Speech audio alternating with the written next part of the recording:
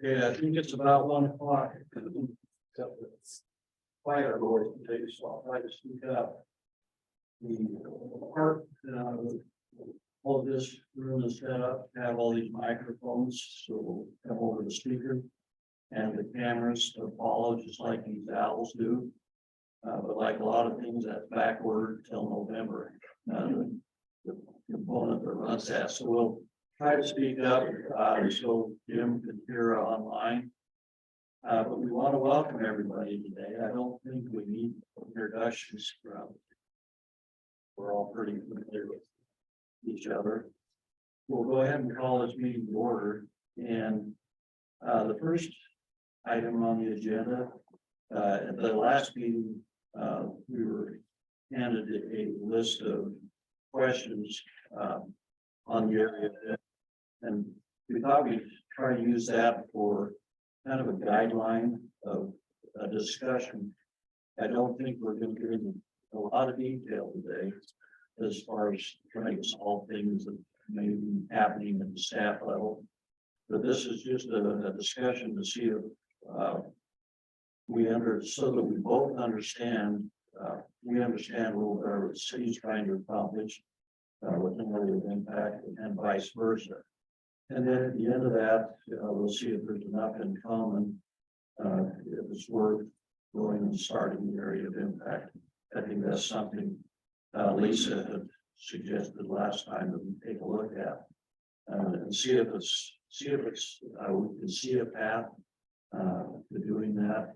And if there is, we'll have kind of a list of the items and the issues that we would define. What we've done, you'll see 2 documents, because some of these questions were a little hard to answer with a 1 or 2 word answer, because a lot of it depends, and I think it'll happen in the discussion the other way. A lot of it depends on how the city is going to do that, which should base our answer. For example, if you provide services, then some of the things we talked about may have a little different answer. So what we've done with this other questions on each of these, and we'll try to go down to those. They're related to the clarifying or the questions that were brought out last time. We tried to keep them in that order, so they're relevant. And this is just a combination of input that we had Austin put down in a document from the different commissioners had as we discussed this. So the first one is the county willing to expand the area of impact? That's hard to say yes or no to, so we listed 3 of the questions for discussion to help us understand. Would the city of Idaho Falls agree if we expanded that? The comprehensive planning outside the area of impact should be by mutual agreement. That's one of the things we had a discussion with on the Imagine IF thing, and we don't want to rehash all those discussions, but it seemed like there was a lack of communication in coordinating those with the county. We felt like the county more involved in that planning. Would the city of Idaho Falls agree to annex outside the area of impact only on mutual agreement of the county and city? Also, look back to the original question. Would the county be willing to expand the area of impact? And would the city be willing to resize the area of impact, targeting only those areas that are reasonably expected to be annexed and have city services provided to them? So if we focus on that and these questions, I think we'd like to hear some of your input, some of your thoughts. What was that your comprehensive plan you did? But when I think about that, I will think of a number of things. The comprehensive plan. Well, the comprehensive plan is a guide for both Right, so you're just saying, yeah, I read that first question and thought you meant like comprehensive planning ongoing. Like, you know, part of the comprehensive plan statute, too, right, we could actually have one planning and zoning. That's how much it could be comprehensive, that's what I'm wondering, what you mean, like. I think our intention here was, what type of growth and where that growth goes, and, you know, the discussion we had, matching comprehensive plan. What was included in that went all the way like 3 miles south of Iowa Falls. It causes some issues when the county residents look at that and think that's the plan, when it may not be. Well, that's an aspirational plan, which I think would be a healthier process, to have that coordinated with the two planning commissions, instead of city adopts one and then we have to either go back and adopt that, and agree to it, change ours. So inside the area of impact, you know, the ordinances that the county govern the county property still. So my takeaway for which would be that you're saying that if we just did a better job of being comprehensive, including at the very outset on the next step, you would be, and that's what you're asking. Yeah, and I think I understand where you're coming from, because there are a lot of details in your comprehensive plan. I think we're looking at the map for growth. Because, you know, you'll say this should be this, somebody will be working on the map, a developer, and they come in and they don't know, that's not the county's. We see a lot of that, and then it causes the county to have to explain that. And it kind of puts both sides in a conflict. So I would ask just this clarifying question. So inside the area of impact, the city's comprehensive plan would be matched by the county. But outside of our area of impact, the city's comprehensive plan would match the county. Those are just. Yeah, so in other words, yeah, it is like we would. Yeah, this is our area of impact, and here's our comprehensive plan, so the county has agreed that they would update theirs to match ours, but outside of it, we would update ours to match yours. Is that a fair conclusion to that? I mean, I think the reason I find that interesting is that we'd be way more interested if we thought that their impact was really specific. But we got, but everything looked like our planning, like everything looked to the standards that we wanted. And because we know that's gonna come into the city at some point. And I think we're much more interested in some further conversation. Yeah. But, This will be to kind of have a coordinated effort on those. Because when we're looking inside the area, in fact, potentially that's still easier for the city. yeah. But, you know, there's several different approaches, and that's what we want to hear. Has anybody looked, excuse me, looked into how other cities and counties handle this particular issue in Idaho? That might be something we want to look at to see what models are being employed. But I'm going to take exception when you said if we just did a better job. Our comp plan is award-winning, I mean, it is good, and so I don't think we could have done a much better job in terms of professional standards. we could have done a much better job. Yeah, that's.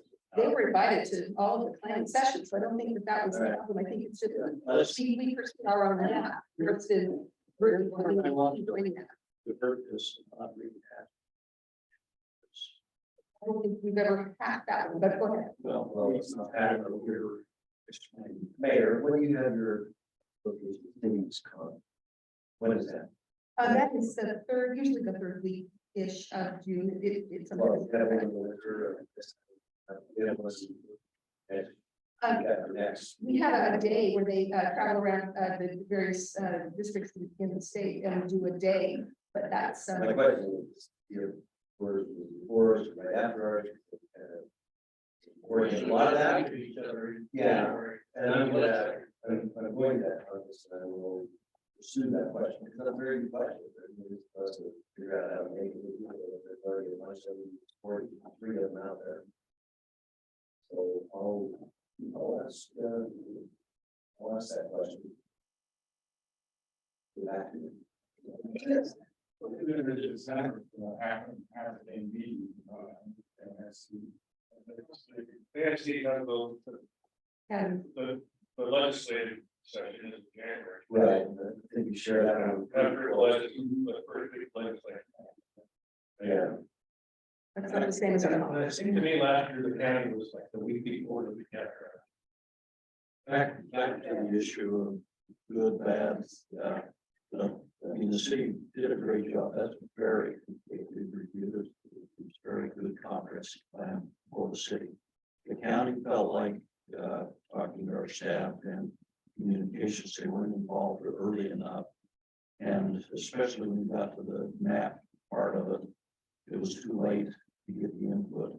So you had the city staff feeling like, they were communicating, the county staff, didn't feel like they got communicated too early enough in the process. And we'll have some other issues where we want to bring that up on ways that we can communicate better in the future on that. And I think that's the goal of this, not rehashing. You did this, no, you didn't do that. The goal here is to say, is there a way to work this together better to avoid those type of issues? So FYI, our visitors online here, I've got at least one saying that they can't hear it very well, so we're gonna have to see them. Okay, I've got to get a little stronger. I've got my not so strong voice today, so I'll try that. So any other thoughts? Which is that or anything else? That can be said. Yeah, that's the middle one. Just a couple of questions. And our planning commissions, do they ever get together? Do they ever actually have a face-to-face with one another? No, they didn't come here. In fact, that was one of our concerns, is they didn't. Right, so they're kind of silent, right? And one of them doesn't know what the other one's doing. What would you think about, and nobody else heard this, it just popped in my head, if we, form some sort of work group, like 2 people from each commission or something like that, right? They set a schedule and got together on a 5-monthly basis, like, like we're doing now. And got together and had a meeting and kind of ironed out their, the differences that they have, and then they report where they think. The suggestion. We're looking for ideas to get better communication early on, usually at the staff level. Because there are some specifics, this was one of them we want to address. The other thing that piqued my interest was when Don mentioned that some cities and counties only have one plan.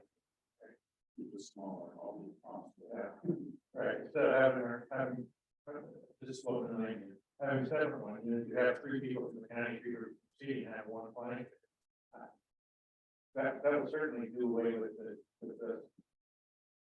But yeah, you did have The difficult thing with that is by statute, you have your own representation.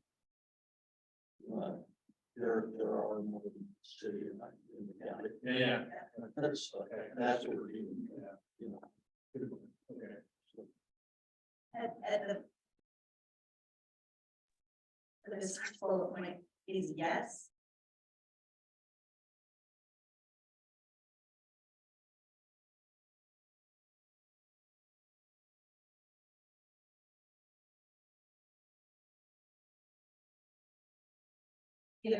Among people, like they want us to get along, and so, I would just say the most simple answer is, yeah, for me, I think that there should be some mutual agreement.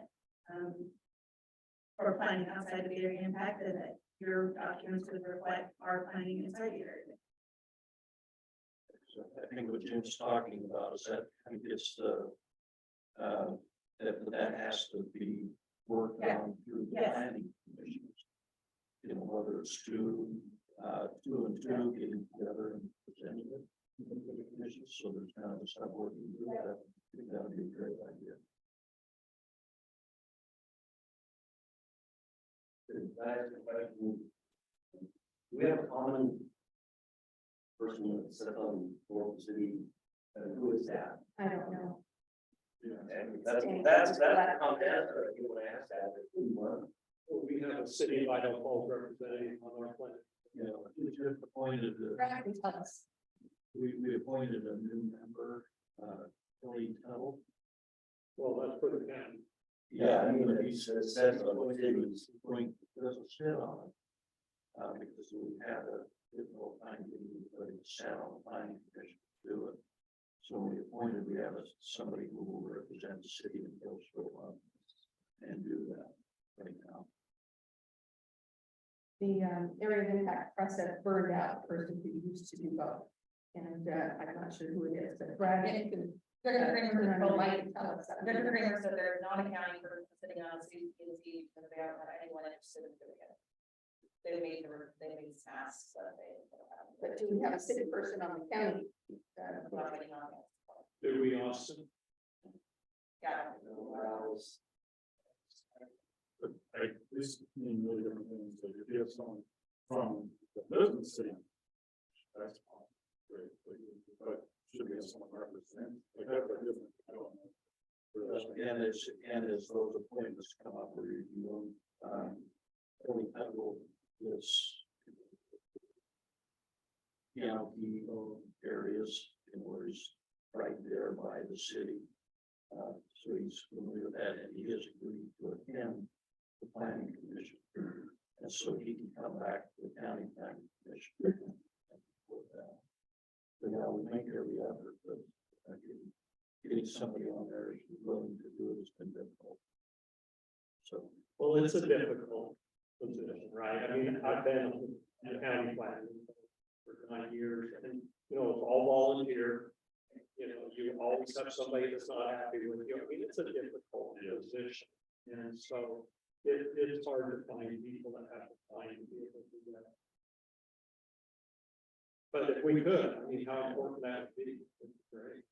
But maybe if we just put a working group together that just dealt with this particular scope, you know, instead of kind of like in perpetuity, whenever there's a problem, we just said,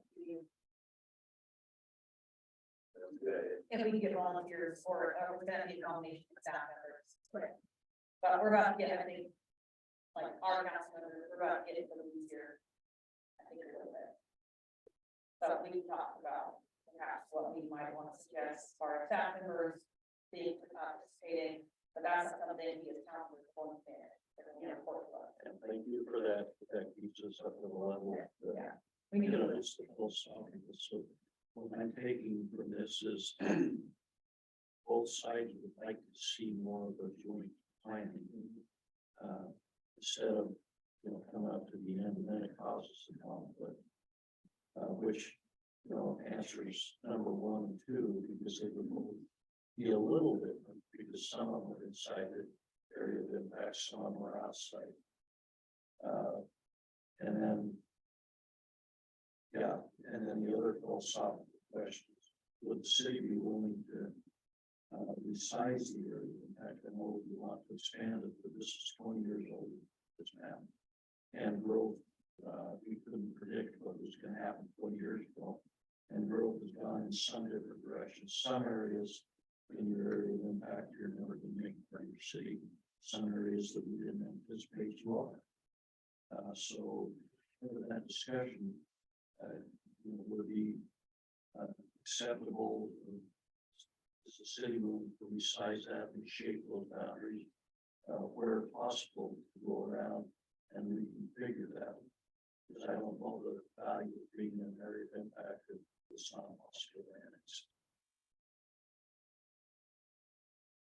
So when you say willing to reconfigure, we said, I mean, what the city had originally hoped for was was brought down by the county's planning commission and brought in to the point where we had very little impact area because the boundaries were almost smack up against the city itself.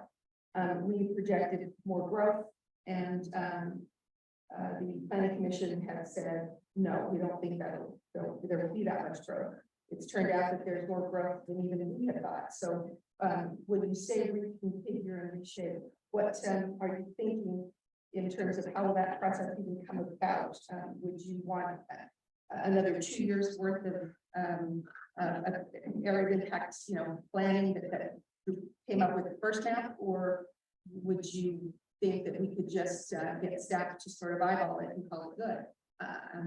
But it was extremely frustrating first time to have the map kind of whittled down, the one that we had thought would be right.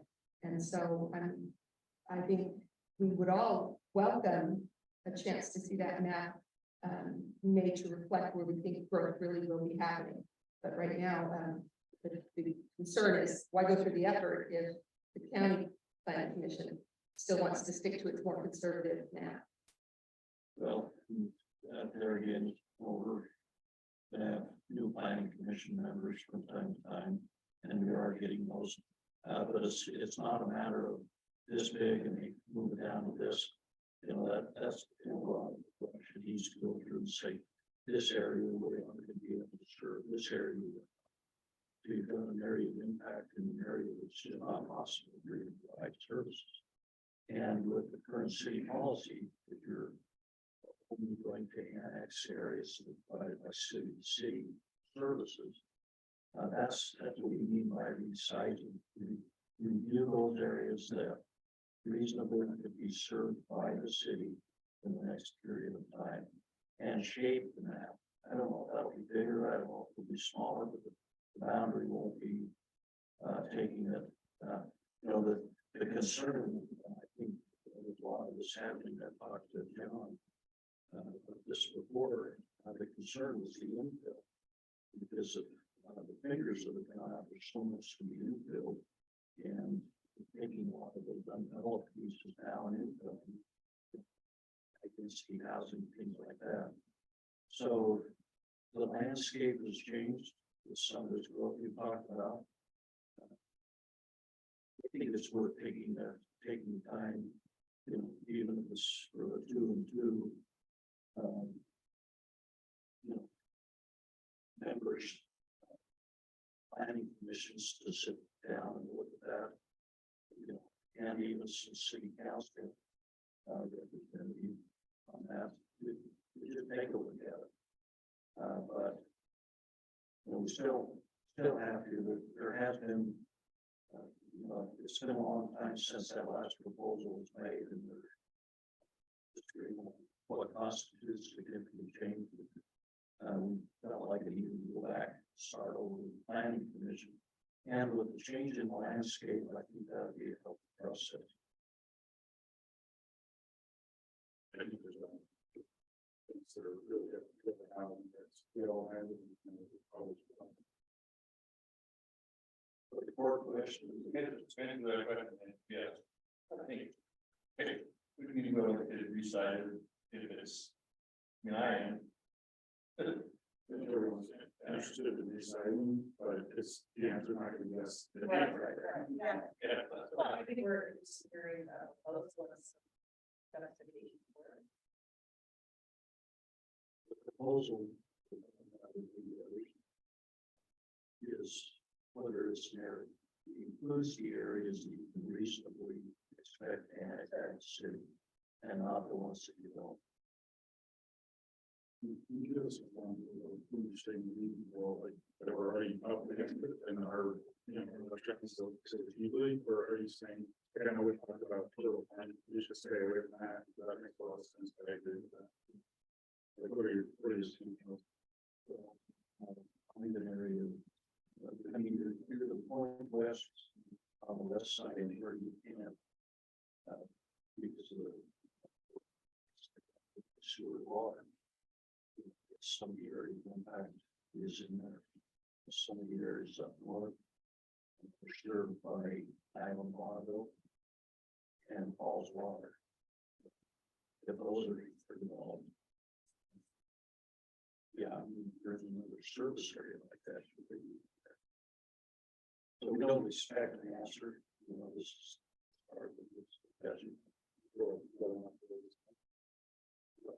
He hasn't, One thing that I would just throw out is, I do like this idea of having, maybe this being one of the criteria is service that's provided to them.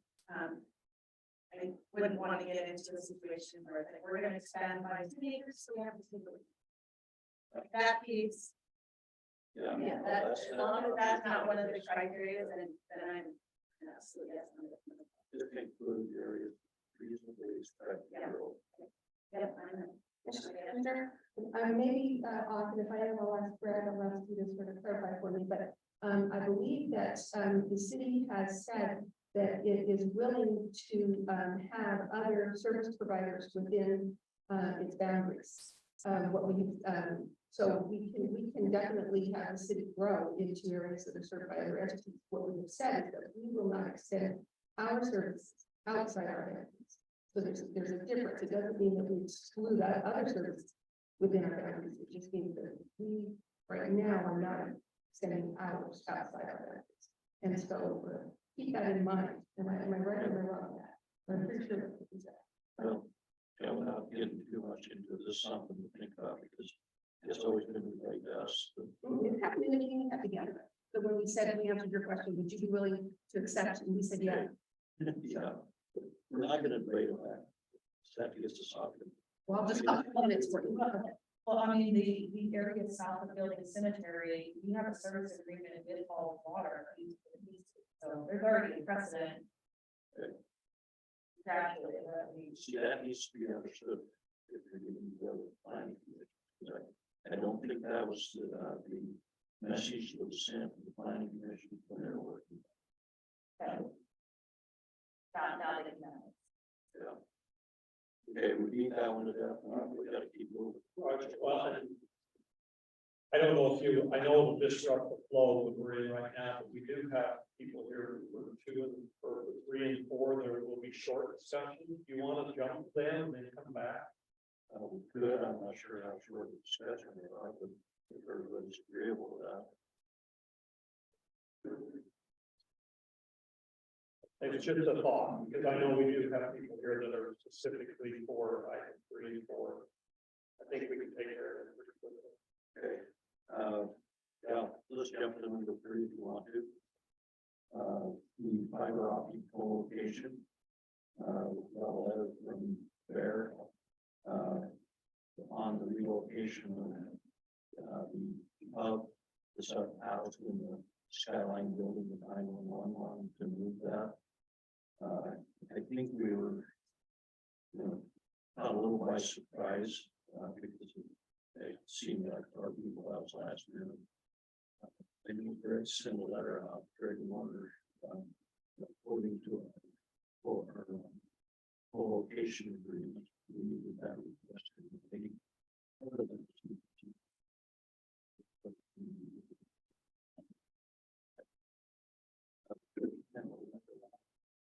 Knowing what that effect is, with the plan is,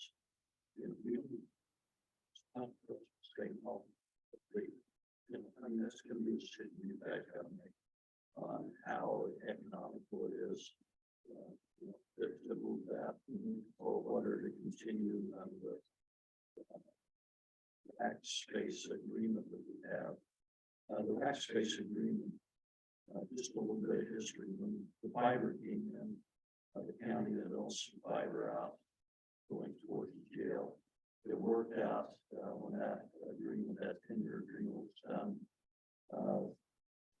It was worked out that the city had one set of fiber on there. I mean, the county did have one pair of fiber dedicated to it.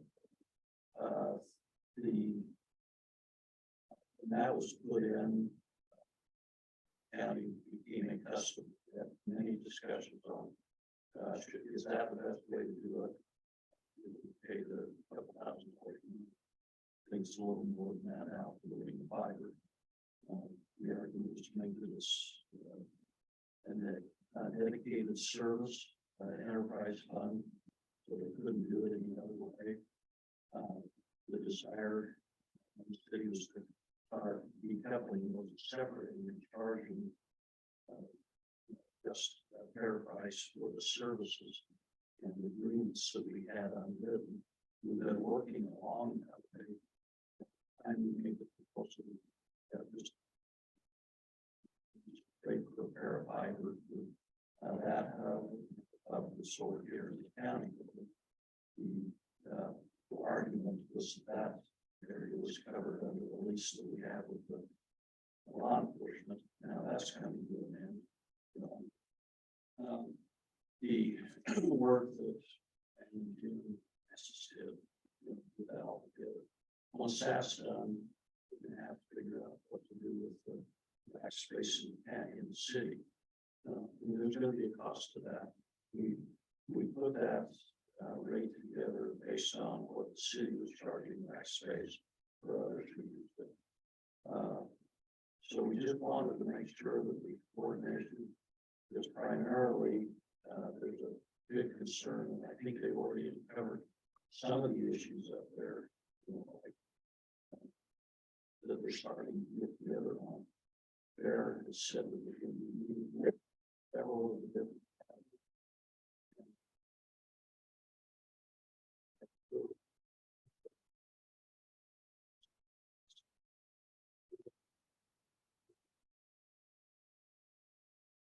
That's our whole goal. Standard. Basically, there's a bunch of different options. We can continue down the road, everybody paying the fair rate. And then that's the way to figure it out, or, there's always possibilities suggested before of an LMU. Those, I know the conflict's going to be complicated in the still too bad. I know it's going to be complicated because there are different private positions run up in the city and the county. But I don't, Falls Fiber wants the county to be on their own ring. And we've invested a lot of money putting that together that way. But we wanted to make sure, I think John Walker we would make the request for any of those meetings to have John Walker on the invite list. So we can have it coordinated. I don't know what the city will do for the city council people to follow that, just so we know what's going on. Well, my understanding is we just want out, but we're not interested in. Okay, great. I mean, and we won't do anything constructive or, we would never do that. According to our memo from Prairie, the police chief, the fire chief, and the sheriff, sounds like they've all met with our Falls Fiber towers to ensure that there wasn't any issues there. So, yeah, I think I agree with Prairie.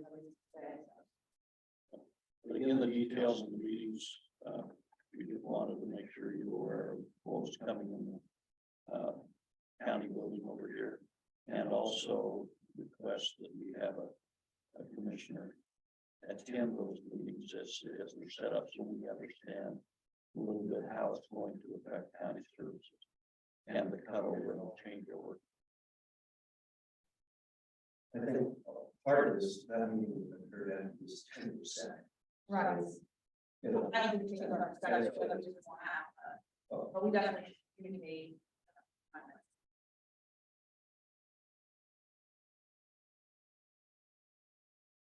Any other comment on that? I would say that just point out that Idaho Falls Fiber really operates very professionally.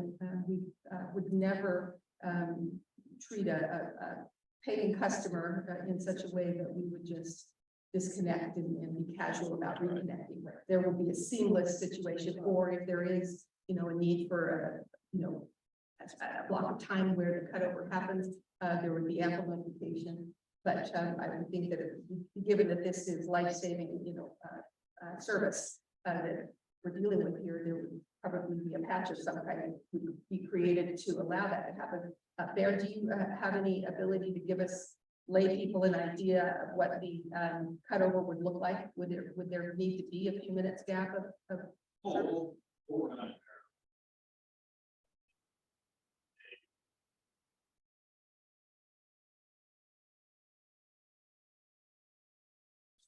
Right, there's a little testing period, so we would definitely.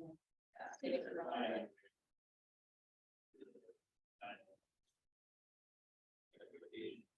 I don't practice. Conversation. I prefer to have these very short at home. I don't have. Right, and I think it also is a good option. For us all to get, I think, radical. To talk about, the program, we have, common practices, but it's clearly, but, and I think that's it has, as far as there's a little requirement for that. And if you expect us, if you were, 5 rows down, next goes down, we respond to that, I think that's fine. And there's a difference to expectation. Those are common, that's critical. So,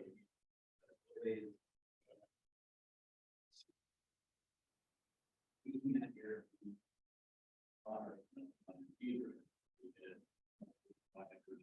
as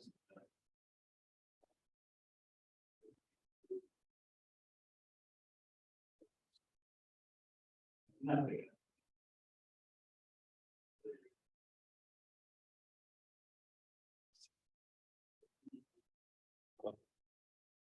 All due respect to some of the technical people, sometimes they don't speak very well, and that's the way it came across. So, everybody there was, yeah, they said, you need to go do that to one of our guys in 911. We will make you this, I think it was dealing with the radio system.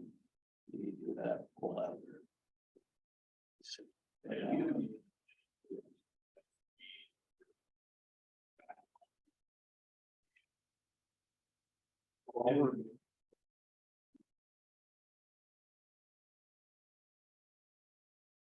issue.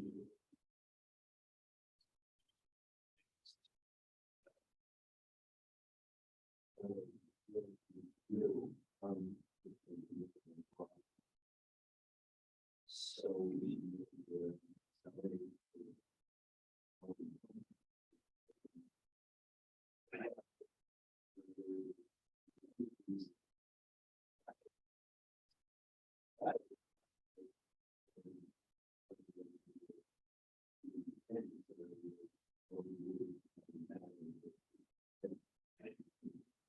our standards for this level is,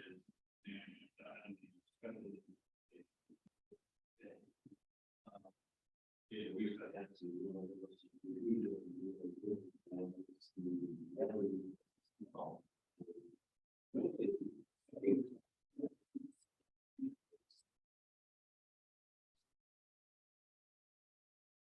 now we need meetings and get it prepared for that. Do it more and it very say, yeah, because say on we have other options, not critical, so I think that part of putting in the way it's over and above, and might have a possibility. What do you get on? What do we get from standard? What do we get from that? And then we need more. We do it now.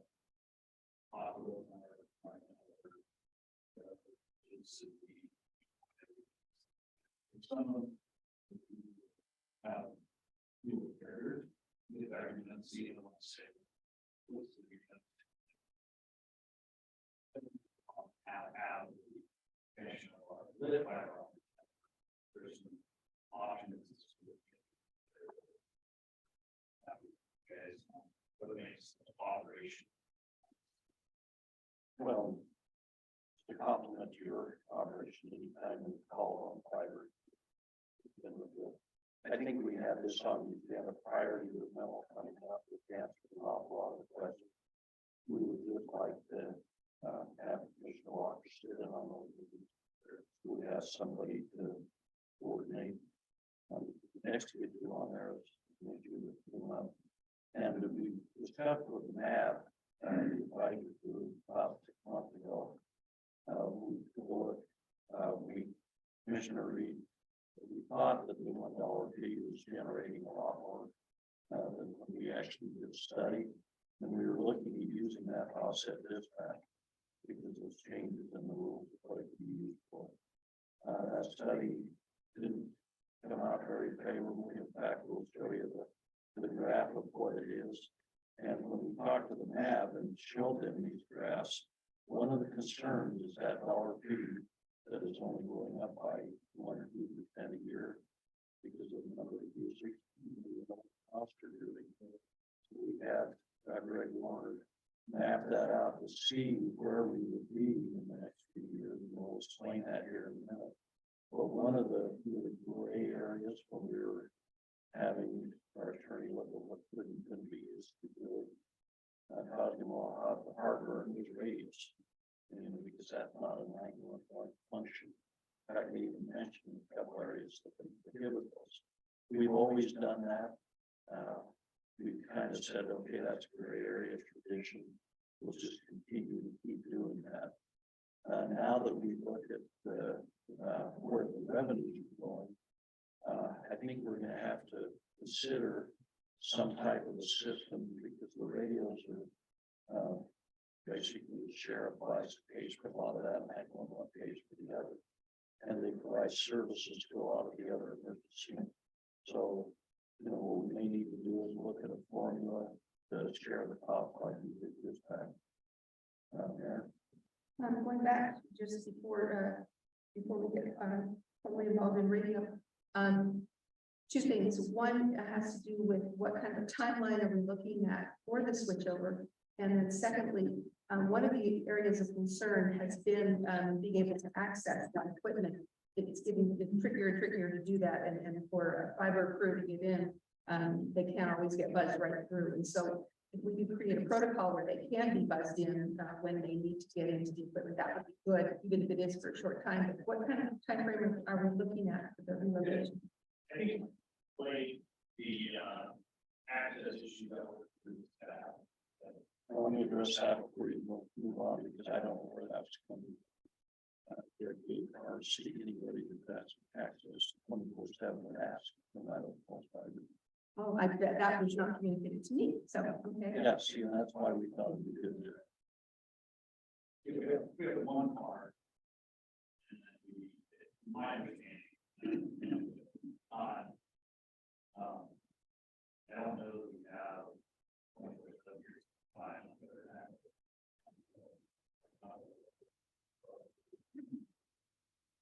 So we got that. Second one is solved.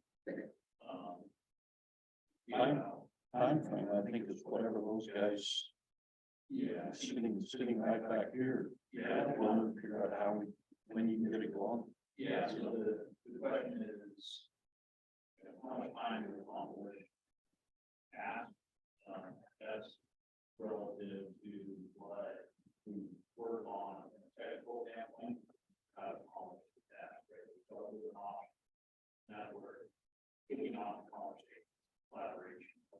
So what meets those needs, right? So we can understand what the needs are, and then make sure that we work, collaborate, and do this together to meet those needs. And we're good ways to do it. It's more work. We want to make sure we do it right, not necessarily as.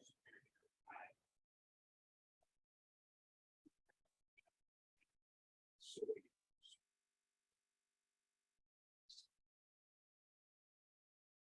Can we have some ideas of ballpark? Is it going to be before Christmas, after Christmas? Is it a 2-month or a 2-day project?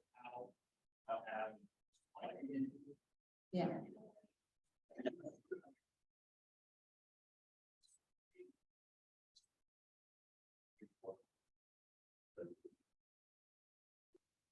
slightly involved in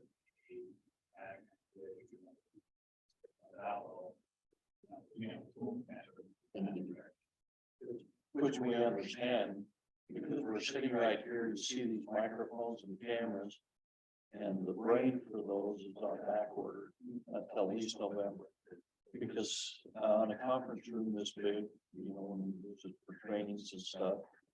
These are designed to do the same thing as the and it will automatically turn the camera. And since the microphone's coming, but one device controller is backward until at least November. So that's, you know, we understand all that, but we appreciate, I mean, this may, this is more of an informational thing, so we understand. I'm a lot more comfortable hearing what you're planning on doing, you know, to take care of the concerns about how it's going to impact your and stuff. I don't know if you have a, what is the count of people who would want to be invited, like beyond that. Yeah, I think for us, there's a lot of information.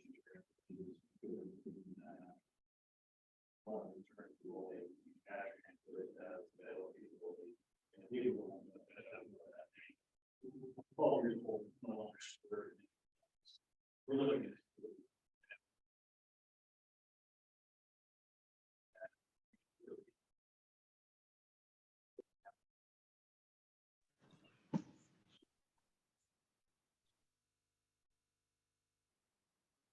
Roger, Uh-huh.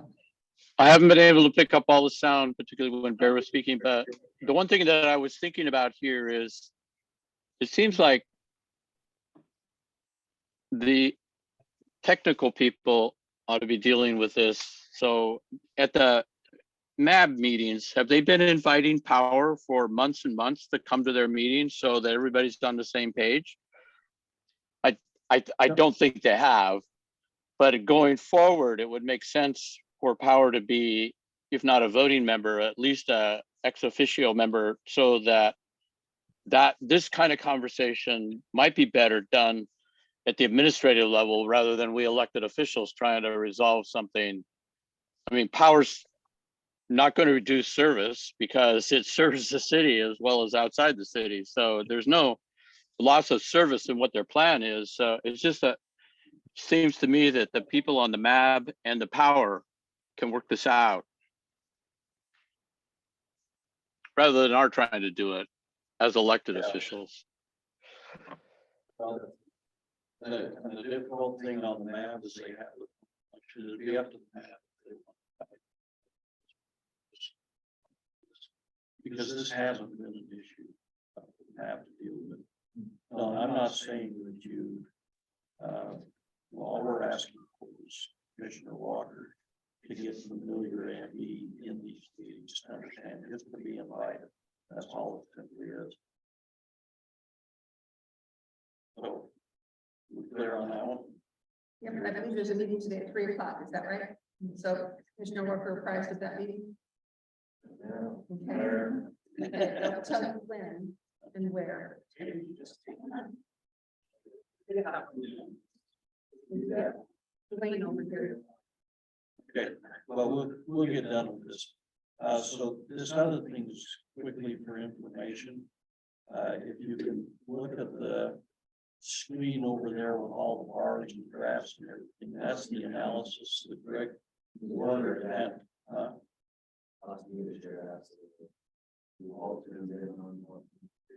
Okay, this is the analysis. Greg Warner did quite an extensive analysis. Go to the one, I think it's the first part of that one, and enlarge that. Because we wanted to see where we were, you know, also so that we may understand, and this is the presentation we gave to the map, because we didn't want to be caught blind with this. What it looked like going forward. Because you can see the revenues versus the expenses. We had to make some adjustments, because like in any rural area, like we are, and inflation hitting, you have to change those. And we had a couple of things that we forgot to put in. The 5-year review of the lease up there with CPI raised our expenses on rent like $800 a month. So we had to just close in. But the intersection line between, my eyes aren't good enough to see that, and the screen went dark. So, but the intersection line, we thought we had 3 or 4 more years to plan that. And the only way, there's only 2 ways to move that intersection out. Go after more revenue, which we're trying to work with legislation on. You know how predictable that is on getting another, maybe 50 cents dedicated to the 911 fee. That would help. The other is trimming expenses, and you guys done a pretty good job of putting everything down to the bare bones. And that means looking at some of the services we're providing that are in the gray area or not allowed, that we've been paying for because of the historical nature. We just kept doing it that way. One of those is the radios, and I know that there's expensive with the radios, the ongoing. I think we're spending a couple $100,000 a year just in licensing through 911 funds, through Econ on the different towers. And then there's a proposal made to add some repeaters, because some of the repeaters are being overloaded. One down here above the courthouse, I think they're looking at adding more repeaters so they can handle the call volumes. That's an area where we need to do a study, and I think they can go to the Econ Communications, and then they can run a report on radio accuracy and how those are being used. And we'll use the same template that we do on dispatch.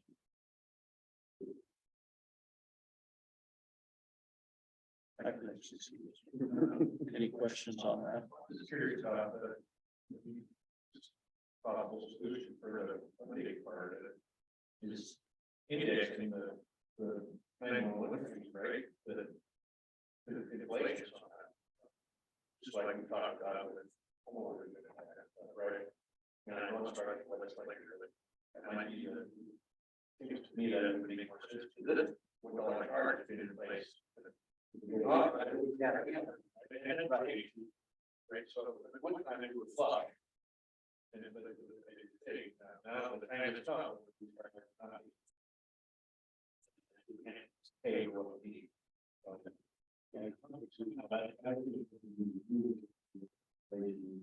Legislation, city, counties, chiefs, sheriff, and all of those who have behind us, not that. That's all.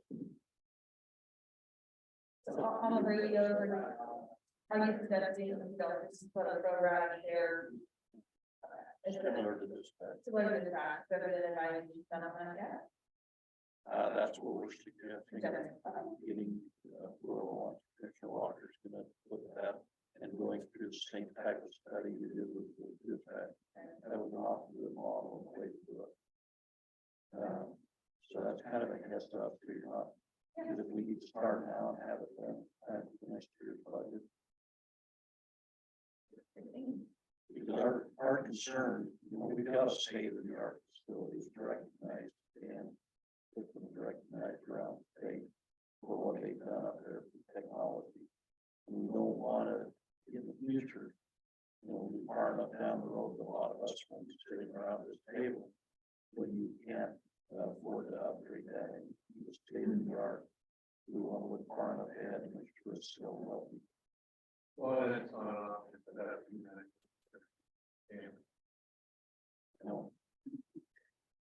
So can you just, I missed something. So the money that's coming in will not meet needs going forward. The money that's coming in is allowed to be used for certain things, would include the technology and the equipment. And you're saying that we don't have, because we don't have enough money, you're suggesting that until we find a way to bring more money in, that we share the cost of the radio equipment. Is that catch what it is? That particular service is one that was a real gray area.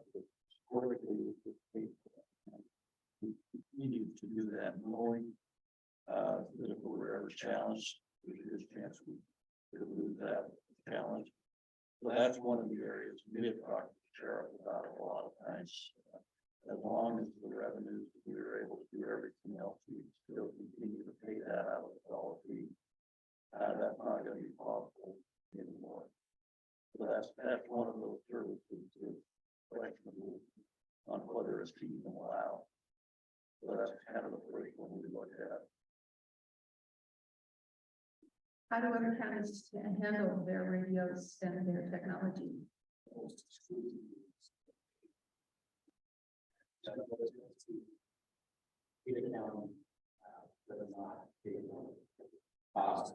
we talked about maybe.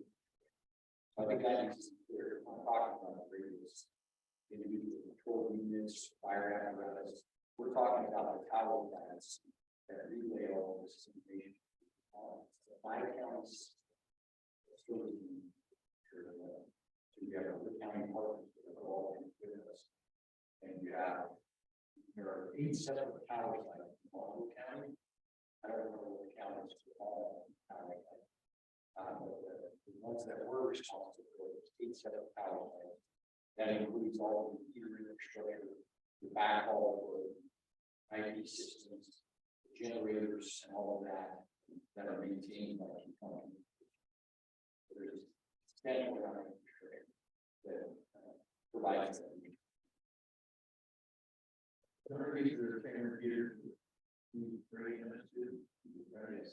So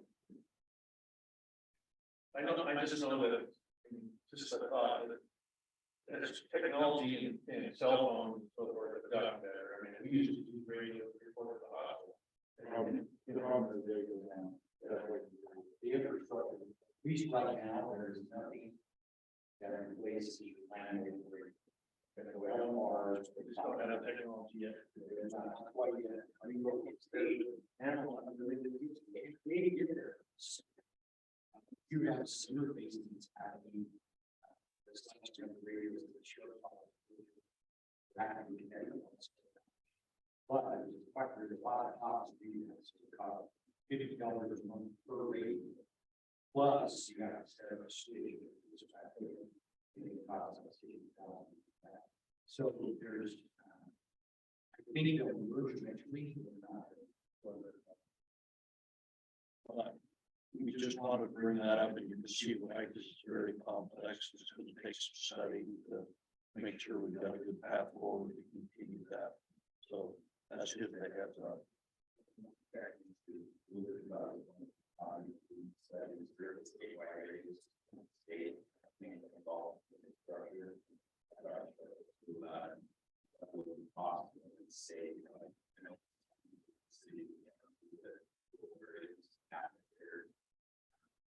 We need a working.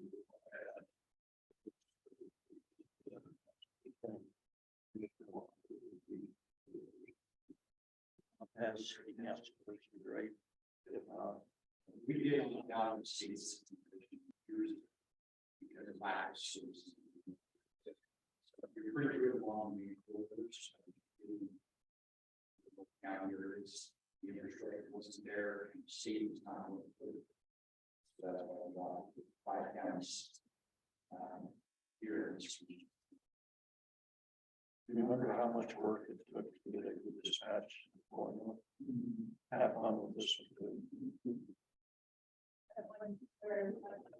And we do that state, we do that like statewide contract that takes care of like the T-con, you know, the contract that works for that. Yes. Or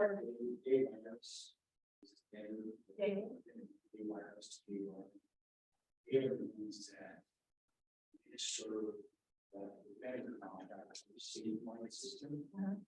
One has to be naturally kind of the city.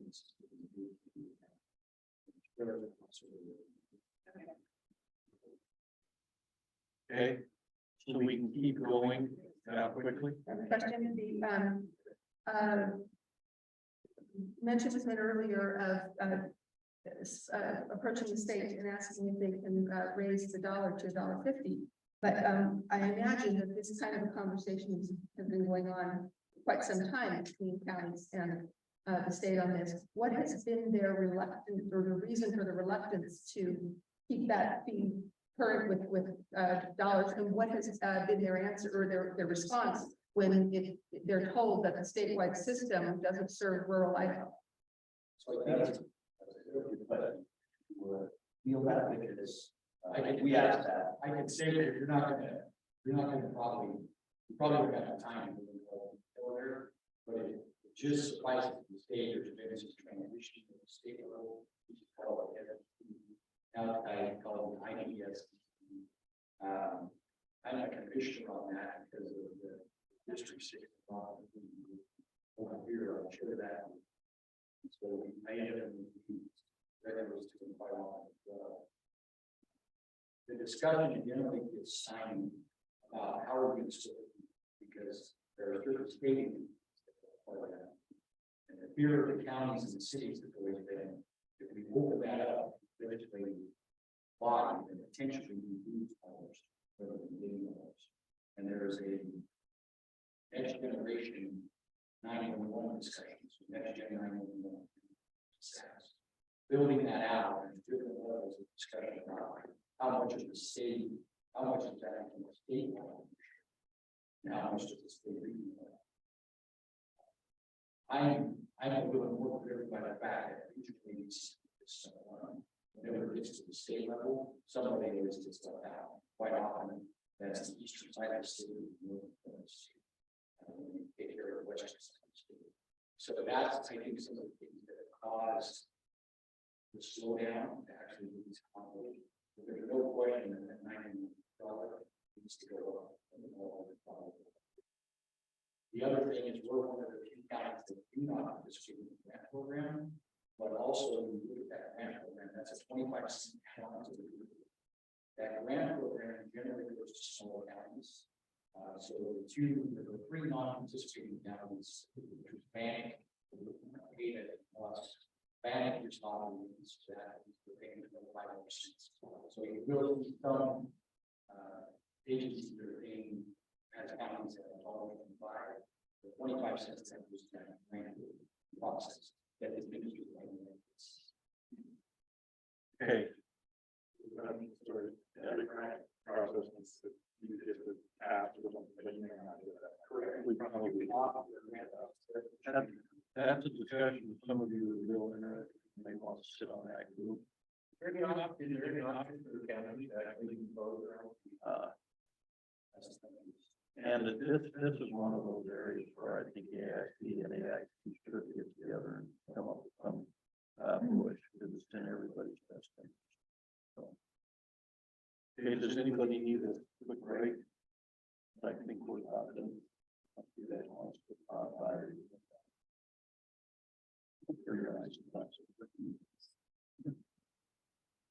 Anybody want a quick break before we move back into the other? Okay. Let's get down to the extension of services. The question was answered here. The city is willing to extend sewer and water into the area of impact. The county has the following questions. So your question.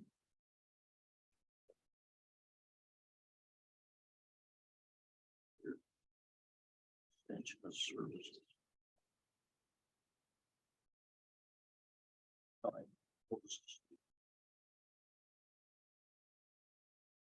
Oh, okay. Yeah, would the city be willing to extend sewer and water into the area of impact? And I know we talked about it last time, having an agreement annex with regulations, things like that. Thoughts on that?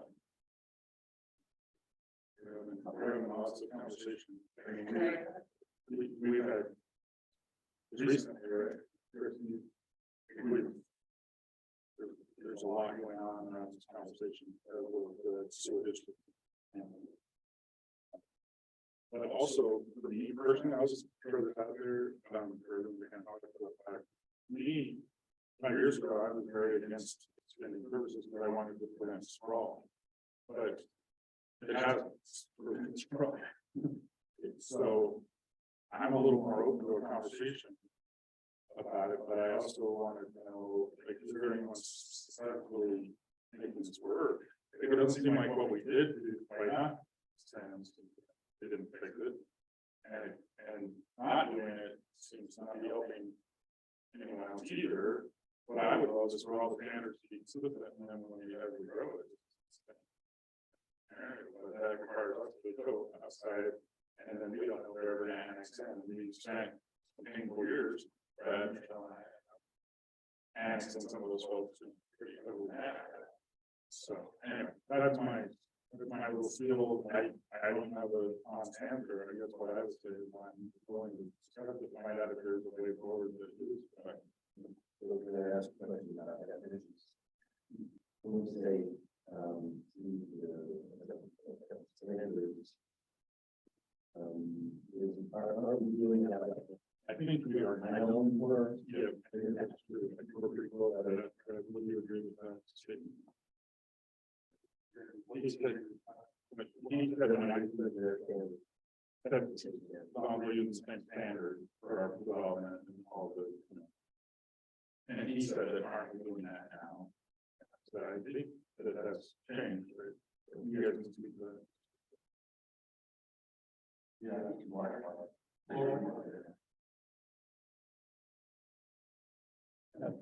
It boiled down, and this is kind of where the language changed in the last area. In fact, it's spent a couple of years putting it together under the premise that the city would extend the services agreement. And then later on, I guess it was taken up with the vote not to. So that's what made a lot of changes. So I mean, that's a basic question. I think one thing that has changed for me, is the fact that we're going to get back to detail. And so for us to extend services, have people come in that aren't in the city, not paying impact fees, and bill, and then request to come into the city, that is a change that has happened since probably that last. That would make, it makes this pathway that is convenient. Right. It's like, oh, they extended the sewer. Yeah, I mean, everybody sees where that goes, but that's, for me, that's kind of why it's a non-starter. Unless we're collecting impact fees in the area we want. Oh, yeah, so maybe the county wouldn't call it impact fees anywhere but there. Well, yeah, I mean, I wouldn't extend service in the area of impact unless we're getting impact fees collected in the area of impact. Otherwise, it's a non-starter.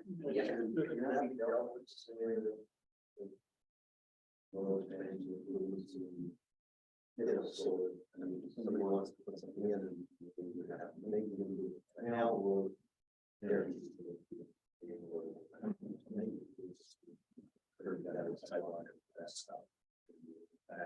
I think we should put impact fees on the river levy or maybe on the road.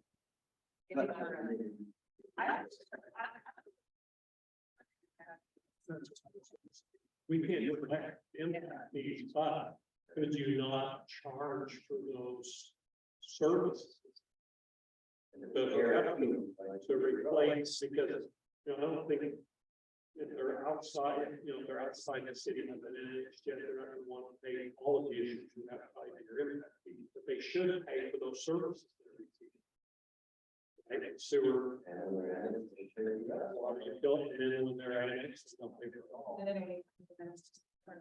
That's how I see, it seems to me like it, they have to pay that. But if extending is not, extending anything are. They may not minutes, they may just take the deep powers, right? So we did have this discussion, and a few years back, and had identified that the city policy for not extending fees is going to stand, but we did open up the idea of a pilot project. I don't remember the terms of the pilot project, but what we could do is look at the pilot project and see if it lends itself to manipulations to with impact fees in mind. But even then, it's still impossible to charge the impact fee, but maybe with those in mind, we could address rates. But I think that unless if you're willing to, council members, to open up the door to serving outside the city limits, then we probably need a larger conversation before we make any sort of commitments in here. And I just said, that just makes sense. Well, I agree with that. It just probably deserves a larger discussion, and that's the reason for bringing it up. Some of it, I can see the difference of opinion on, everybody can get together, but I mean, next to get together, then we'll do the same thing. This, yeah. I think it's just coming in just, as part of the bigger conversation. You have our opinion, but I don't think he's, I know, I didn't talk to him about this, so I would be putting him on the spot. But what would be the reason? I know our current area of impact says that if the city adopts impact fees, the county will collect them in the area of impact. That's what our current agreement says, but I don't know where it's all been. I haven't heard. I don't know where I think that's. that's the county of us. The city will be responsible for collecting. The problem with that, we'd have to go back and look at. See, because the city can't adopt the impact fee outside of the street. We would have to adopt it. And then we would have to. Like, the problem with that is we adopted an impact fee, it has to be for all the county residents. And I think if you, having adopted an impact fee, you find out that there's a lot of administrative cost and limitations on it. And so for us to collect those, allocate them to specific projects is almost impossible. Right? I don't think we can adopt it very impact fee.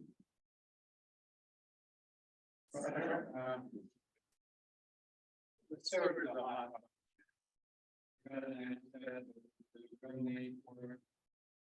And this, from a macro standpoint, the more people that run that facility, the sooner it's going to run into big bugs for redoing this. And we just not ready. So if you're going to have 3% inflation per year, the fee, it seems to me, the fee would be pretty large. Because the fee right now is based on full growth and a lot of capacity there. We're not working out because we don't have a lot of capacity there. We can run it. Everybody, everyone in the system, and you got inflation, you run quicker, you do stay where it's going. So we would have to refigure everything and raise the citizens that I know falls to the payment for this. And that's why I think it's discussion. See where you come out as a group, to sit down. Those are the type of things that we get. Kind of an idea is this round opening to get an area of impact agreement together. That's what we're after. But right now, we have all come out as a group and we said we're not serving outside the city unless we do the pilot project. So if you, you're saying because climate impact, you want us to revisit that, we can certainly do that and go back. Yeah, but I think pilot project can satisfy our needs because you can't put an ordinance together on possible. If this works out, then we'll go back and include it in the area of impact. We need to understand that ahead of time. And that was a proposal right towards the end of the discussion last time. It's the way it sounded. So let's get the answer now before we dive in. Just say personally, I'm less willing than I was before to do to consider it, and I wasn't before. Yeah. I mean, less well now, but then with our development of impact fees and our research request. I think the six of you who can have that discussion. The question about eminent domain, is the county willing to consider eminent domain on a case by case, depending on the joint project? These, it gets back to one of the issues we've had on annexation. I think one of our questions, is the city willing to annex at least half of the section, at least half of the section? Yes, with annexation, the most county roads. We're still seeing some that are center line, some go all the way across, and quite a few of them come up to the edge of the road. That causes a lot of issues. When the impact, we talked about the 60%, the intersection of 40 this south and 49 miles, yeah, that one, things like that. We've started acquiring our developers out there to build the section and all of our development agreements. And as they come off, so we can have those developers pay for that. The difficult thing we've had, for example, one down on 9th West, 12th West, on Ivywood. You have those two little stubs. I think we talked about this last time. Not wanting to create another couple of cresties. Where it's a problem. I have a mix off that. In their access permit standards, it includes roads and arterials, streets and arterials. There is a requirement for a traffic study to have the developer include that, whether is the development coming accessing that county road from any of the cities or the county development. The issue we had there was when,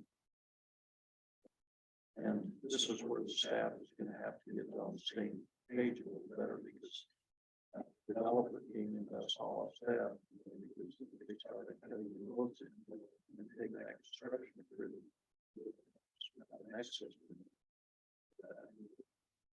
And so being said, they said, well, his response is, guys, well, city, you have to work it out with county. But they're familiar with developments out in the county, that they would have to do those operated improvements. We sat down and worked out a reasonable deal. We would like to see a process where I know the city has pre-development meetings with pre-annexation meetings with developers on those annexations that don't come to any of these levels.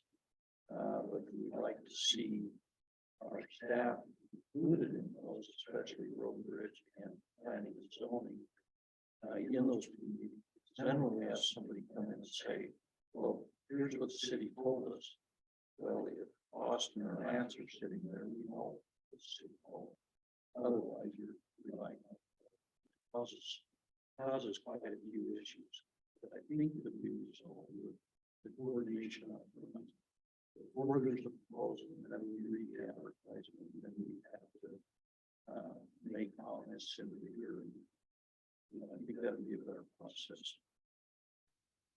So our statement of annexation principles addresses this, I think, fairly clearly, and it's my understanding that the city county public works offices are meeting pretty land. There is meeting challenges, but are you don't have access, you know, there. They're not meeting frequently. Okay, so I it's my understanding that they were meeting, you're saying that. The public works. So that's what I actually today. They are meeting on a monthly basis. Yeah. So are they scheduled or meeting? They're meeting. Oh, I don't know. We did not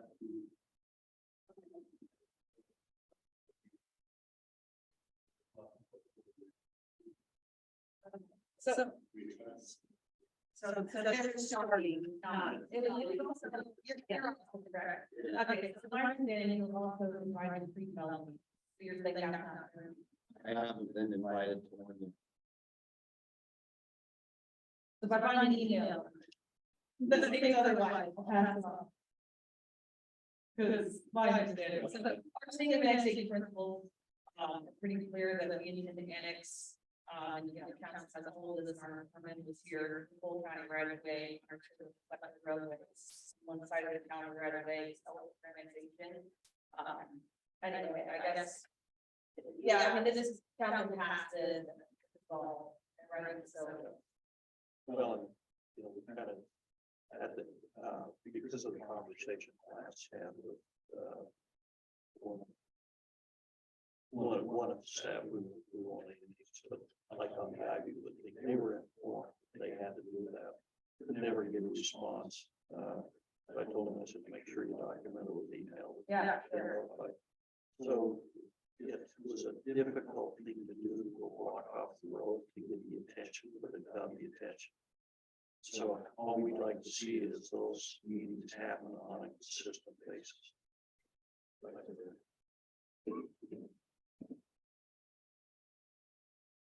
Anybody disagree with that? No. I like that.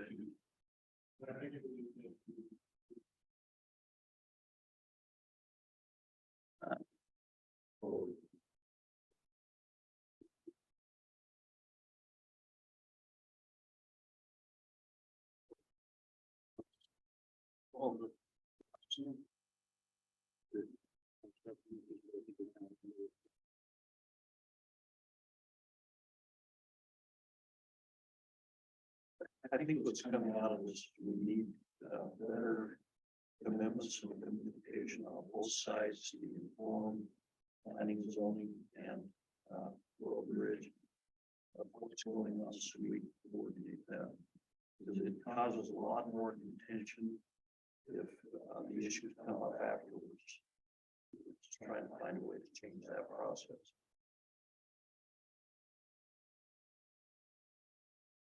And just a question is, I think something, does the county consider the current area of impact the, what was the exact wording of that?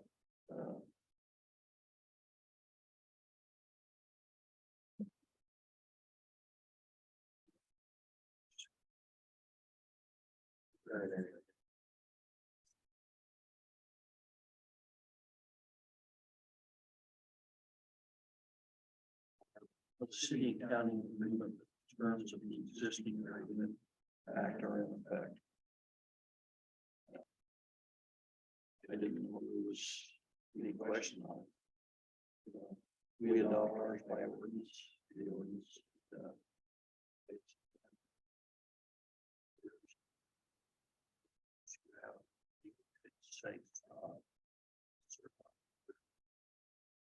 Didn't quite understand that, know how to answer it.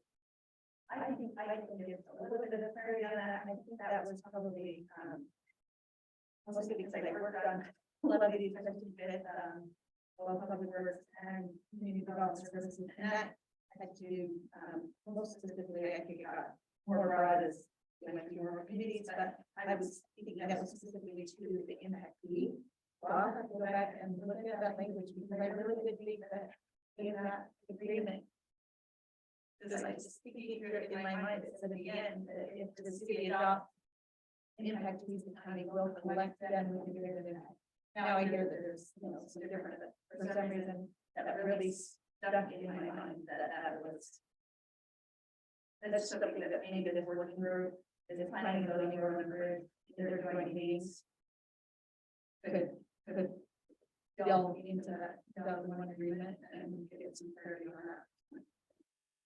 Because I think there's a lot of things in that impact agreement that kind of overlooked. Yeah, that's, A lot, yeah. in a lot of different areas on Right. both sides.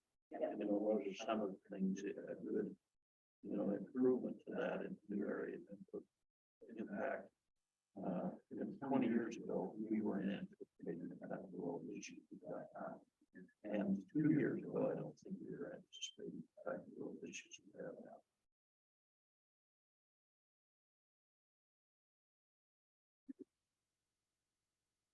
That was easier than I thought.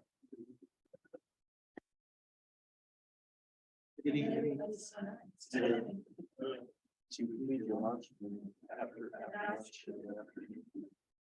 Ready to nap. You have any other questions or issues we want to talk about maybe for the next meeting, other areas? I think one thing that I heard you talking about, just to throw this out there, is with our parks and rec and our pathways that are starting, like, let's see what we can connect, especially some of the grass that go out, like with the tag lights, the good places to coordinate, and get around some and software, like just having these plans. I just think you're gonna have a lot of this kind of coordination. What do the pathways look like? What are you talking about? So like our canals go, starting to expand with it, and I don't think they're gonna have a lot of opportunities with farming. But that is one place, if our, like on the north end, if there's a place where there's a trail, these are certain areas that are going south, like the green belt doesn't need to stop. City limits to, and then the forest of the roads, some of the places where you get out on side to side now, those can be connected into the ham and then all the way to the river. I can see how you do a lot of those, the irrigation and the right of ways used to private ground. Yeah. And then we're gonna have a lot of those spurs to the band. Which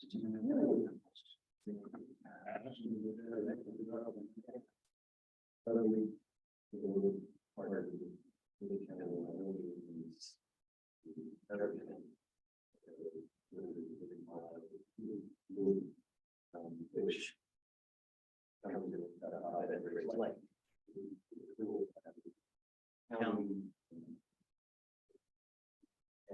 and we just might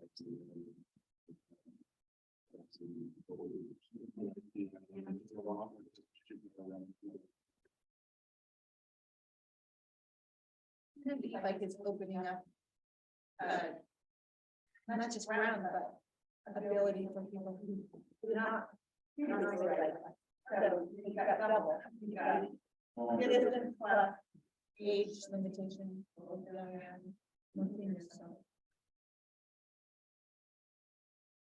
leave it down or change.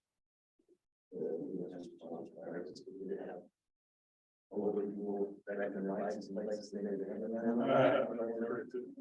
Another thing that we talked about that is, we're not really opposed to this, but we're 3 years away from the parks and rec with the same plans in the fairgrounds, as much as we can. We talked about the way to do that. Yeah, that's really great. I think all of this, I was surprised, maybe realize a lot about it. Everyone we can compare happens. So, you know, we're hard to shut up. Traffic flow, you know, and parks and rec is wonderful again, when you reach out there, and then we just work back.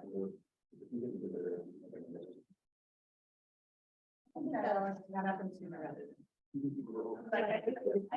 It's on. Yeah. I would say that if an opportunity to build the shared campground comes along, we need to jump on that. When things become available. So I guess we probably need to get that contingent, that plan. The contingency plan. I think that's all we would like to share. Yeah. Well, we did talk, there was some talk about say this. Yes, and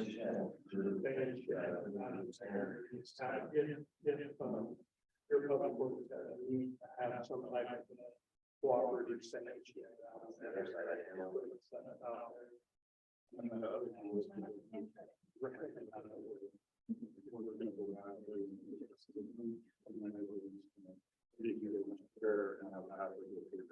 Yeah.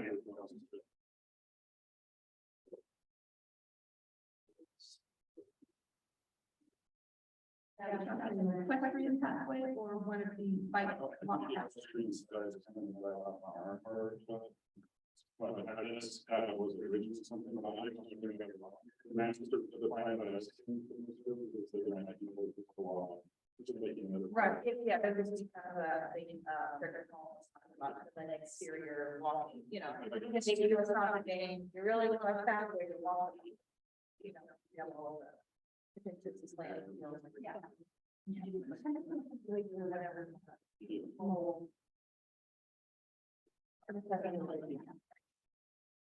No, I'm doing, I didn't do it kind of after, why I didn't make a pretty big move out there because we have all. Just stir that. There's more option. Yeah.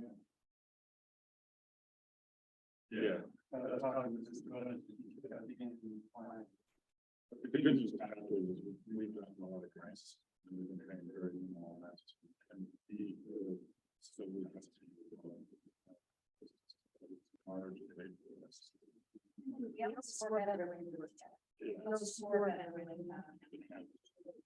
Well, we would sure be interested in that. I think you have the ability to find and get those grants.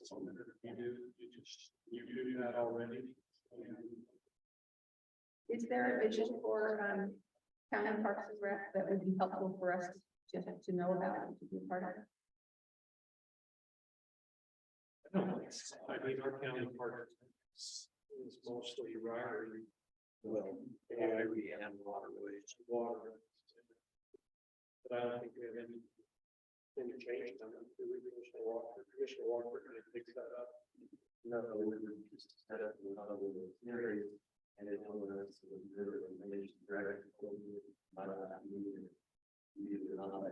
would focus on our links more. And it was like that. And I have to figure out how that part of it, and I'll, you don't have those issues anyway.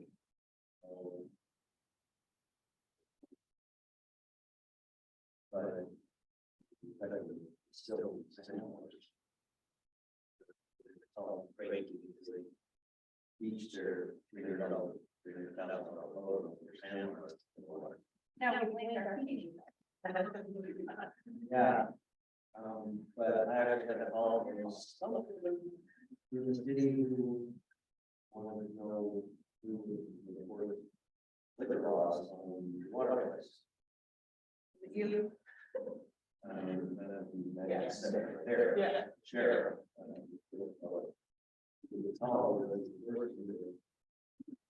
And I don't know what the lights. They know the light. I don't know if they lights the boat, it's something like that. I know in St. Louis, it's a big thing, but.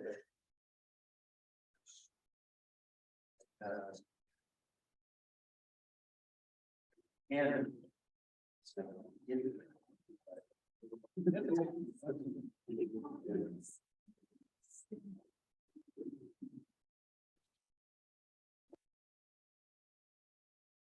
very.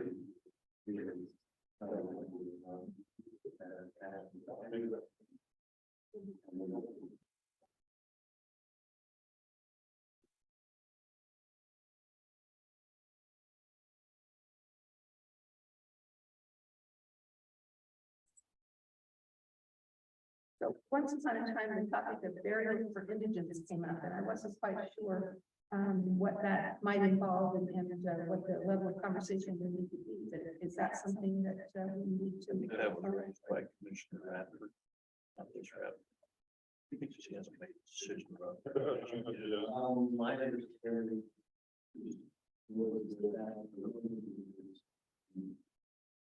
Is either the city regarding the whole raised barrels, barrels.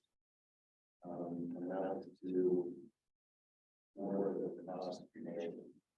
So the option was just cremate it all the way, just, not have it buried. Which is what we do now. Yeah, that's what we're. Maybe they just deliver. Normally it happens now. No, I like to do.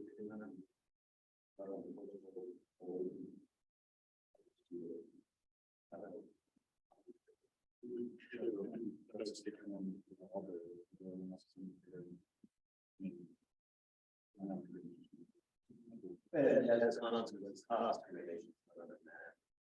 Makes sense. Maybe that's how it works.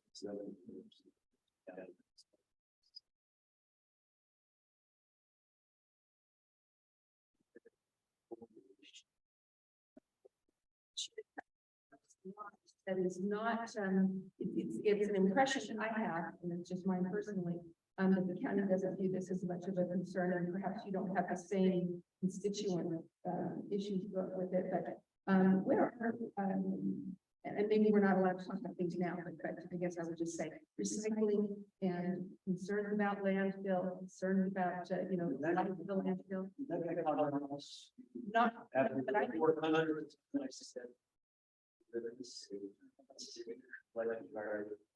don't know if that.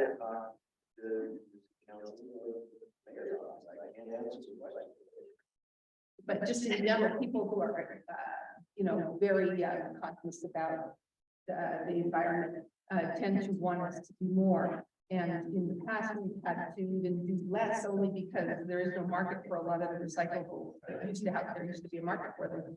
But are you developing anything along those lines, and would it be worth having a discussion to learn a little bit about the landfill and what we project to be the life of it, so that we could understand each other's interests a little more on that?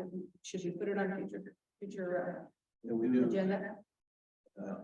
I don't know, it accounts for a large volume of recycling, because if you're taking your trees and branches and things like that out there, we grind those up, haul them off. Part of it's because of the life expectancy of the hatch bed. I've been here for a couple of years. When we first took office, we had the residents on the Barrel Drive say the developer told us the city was going to make a park out of this in 2 years. Just that it's going to take a while to build this up. So we've been doing the best we can, because one of the difficult things would be to find another site for a CD. And so they've been grinding as much as they can. For a while, we were kind of grinding even the construction. We were in hauling it upon the hill. Finding equipment was very expensive and it's breaking down. But we're doing everything we can to divert. And I noticed I took some stuff over to the transfer station Saturday, and they had a hazardous waste day going on. So I think we're still doing some of that for hazardous waste. I think that's a good deal. But as far as recycling, it's awful hard. The private companies can go out and try to do what they do in the city. We see the green cans and the gray cans. But as far as we don't have a collection system. I don't know if there's any thoughts on how to do that, but Which we could, because it is going up, right? I mean, this year, we're developing a new set. So this year, and that's what I feel. January, and we're having to go to gas. It's very expensive proposition. Put that on a future agenda, about some of that is, and then we can share with you what we're doing. I think that'd be good. I'd be interested in this conversation and the interchange. Or does it actually go off? It would require the state to mitigate that by just moving, right? That's what we call it. And then the other thing that I would add is this conversation and the village and The city just not is that I'm interested in seeing if we're gonna have a regional. See if we just solve it, because we have some place where you have to release on, because Here's one of the institutions taking it kind of, and that's not bad. And so I think it's gonna turn out that we're gonna solve this one. And you know, this is an option.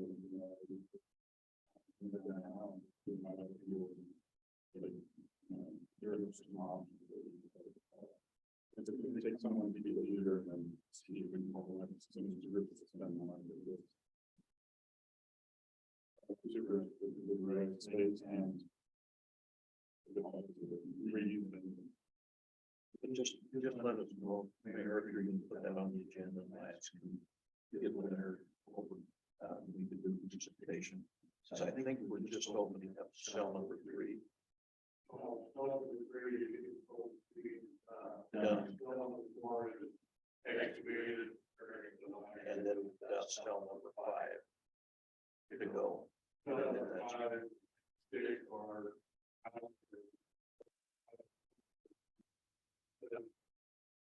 We've probably got close to 30 years of life left in there.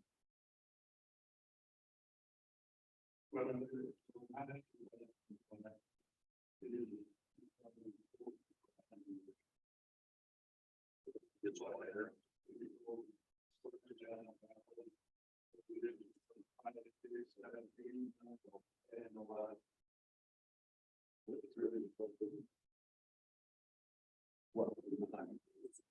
Oh, my. Yeah, the attachment is someplace there. That's and we divert that out the attachment. And the other option, if we can't do that, is everybody would have to run through the transfer station, which we don't have the capacity. You know, it would just be a mess.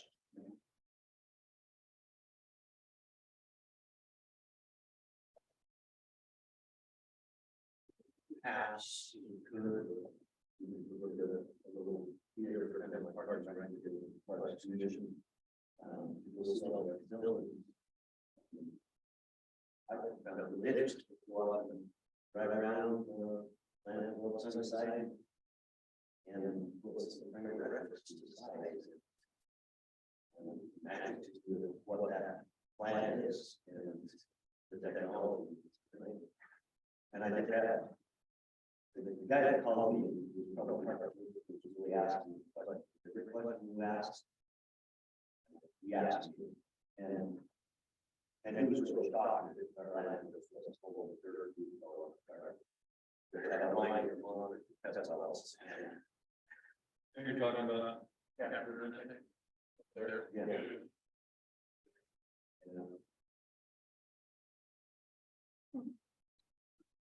Yeah.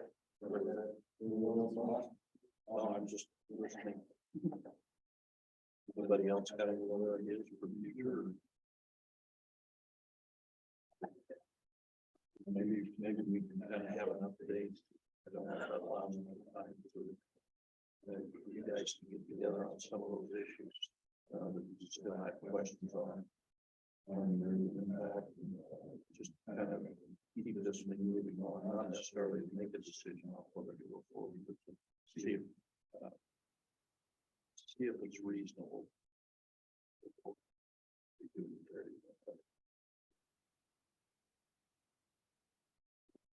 Okay.